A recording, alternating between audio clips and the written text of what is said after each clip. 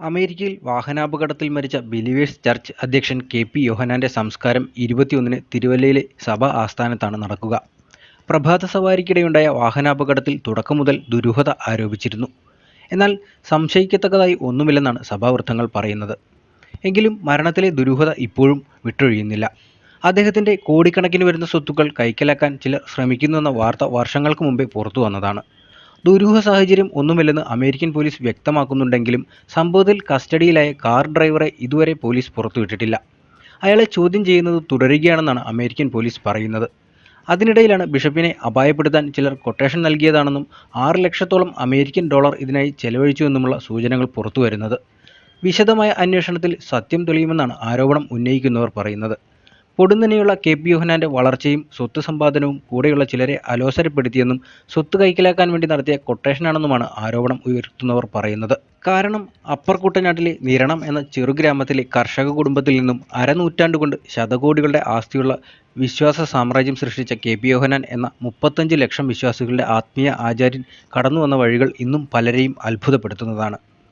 ആധുനിക സംവിധാനങ്ങൾ ഉള്ള മെഡിക്കൽ കോളേജുകൾ, വിദ്യാഭ്യാസ സ്ഥാപനങ്ങൾ തുടങ്ങി കേരളത്തിൽ മാത്രം ശതകോടികളുടെ ആസ്തിയാണ് ബിലീവേഴ്സ് ചർച്ചിനുള്ളത്.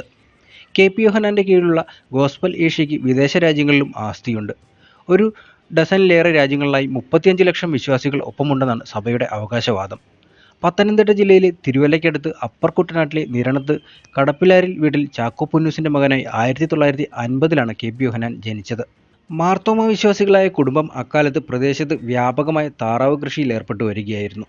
യൗവനകാലത്ത് W.A. ക്രിസൽ എന്ന വിദേശിക്കൊപ്പം അമേരിക്കയിൽ വൈദിക പഠനത്തിന് പോയതോടെയാണ് യോഹന്നാൻ ആത്മീയ രംഗത്തേക്ക് തിരിഞ്ഞത്.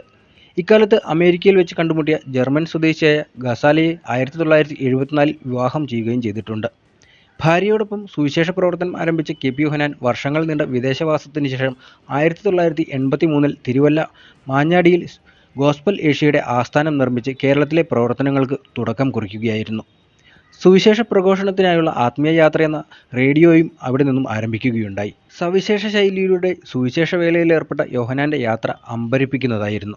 തിരുവല്ല സബ് രജിസ്ട്രാർ ഓഫീസിൽ 1980-ൽ രജിസ്റ്റർ ചെയ്ത് പ്രവർത്തിച്ചു വരുന്ന ഒരു സ്ഥാപനമാണ് യോഹന്നാന്റെ നേതൃത്വത്തിലുള്ള ഗോസ്പൽ മിനിസ്ട്രി എന്ന സന്നദ്ധ സംഘടന.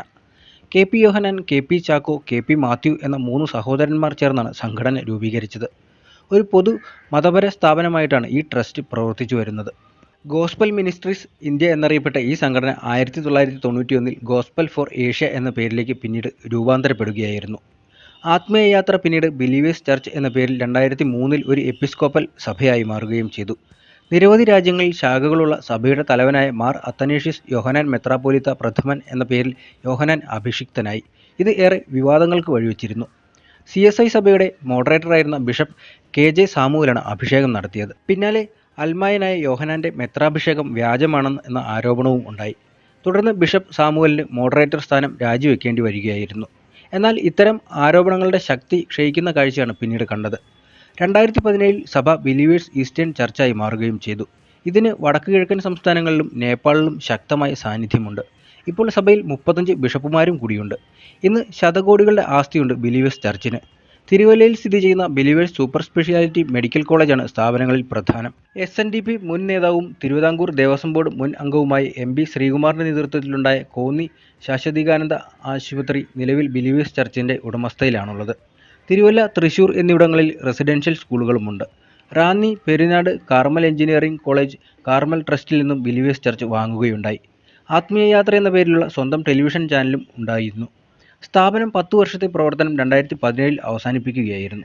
ഇതോടൊപ്പം ഒരു സ്വകാര്യ വാർത്താ ചാനലിന്റെ കുറച്ച് ഓഹരികളും കെ.പി. യോഹന്നാൻ സ്വന്തമാക്കിയിട്ടുണ്ട്. റിയൽ എസ്റ്റേറ്റ് മേഖലയിലും യോഹന്നാൻ വൻ നിക്ഷേപം നടത്തിയിരുന്നു.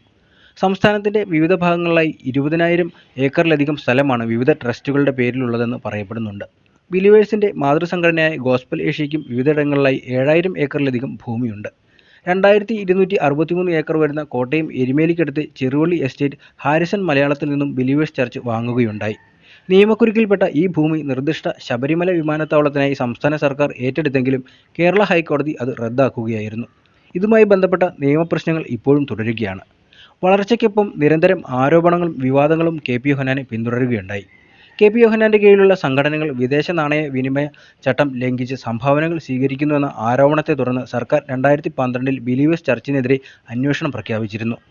1990 മുതൽ 2011 വരെ 48 രാജ്യങ്ങളിൽ നിന്നായി 2 ട്രസ്റ്റുകളുമായി 1544 കോടി രൂപ ലഭിച്ചെന്നായിരുന്നു കണ്ടെത്തൽ. ഈ പണം ഉപയോഗിച്ച് 19,000 ഏക്കർ ഭൂമി വാങ്ങിക്കൂട്ടിയതായും സംസ്ഥാനത്തിനകത്തും പുറത്തും വിദ്യാഭ്യാസ സ്ഥാപനങ്ങൾ, കെട്ടിട സമുച്ചയങ്ങൾ എന്നിവ നിർമ്മിച്ചത് ഉൾപ്പെടെയുള്ള റിപ്പോർട്ടുകളും പുറത്തുവന്നിരുന്നു.